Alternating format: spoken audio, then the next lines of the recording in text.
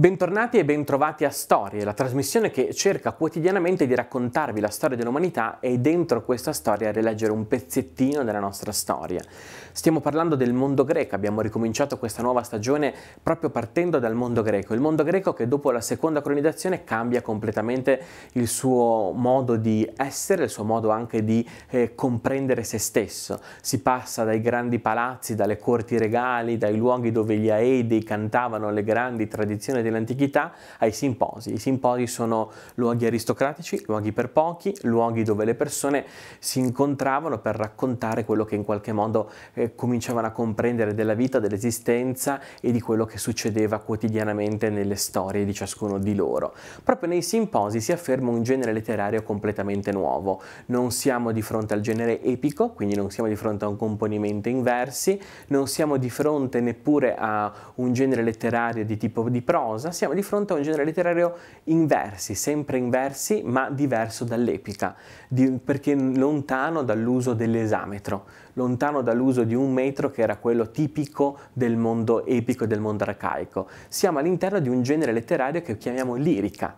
Lirica per noi ha un significato in qualche modo di poesia soggettiva della persona. In realtà la lirica nel mondo greco era qualcosa di molto più interessante. La lirica era un componimento in versi che non fosse poesia e che non fosse neanche avvicinabile alle teogonie, cioè ai racconti di iniziazione e di inizio del mondo, proprio come lo conosciamo noi oggi.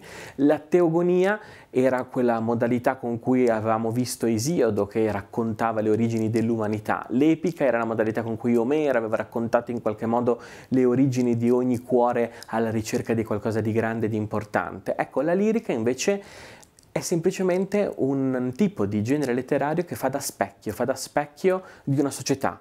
Attraverso la lirica gli uomini cercano di capire di più il loro mondo, la loro caratteristica, il loro essere al mondo, il loro essere dentro la vicenda del mondo. Quindi la lirica in qualche modo si trasforma da quella che noi conosciamo come poesia, si trasforma in un esercizio di autocomprensione di sé. Chiameremo scrittura creativa, chiameremo scrittura psicanalitica. La lirica è tutto questo, porta a galla un mondo di una determinata classe sociale che è quella aristocratica, un mondo che aspetta di esprimersi attraverso modalità totalmente inedite. Ecco, questa è la lirica che era chiamata così proprio perché era accompagnata dalla lira, da questo strumento musicale che in qualche modo dava al componimento un suo ritmo e una sua capacità di trasmettere un certo messaggio. Come vedete l'argomento è molto interessante e anche molto misterioso. Lo approfondiamo nelle prossime puntate di Storie, sempre qui, sempre tra di noi.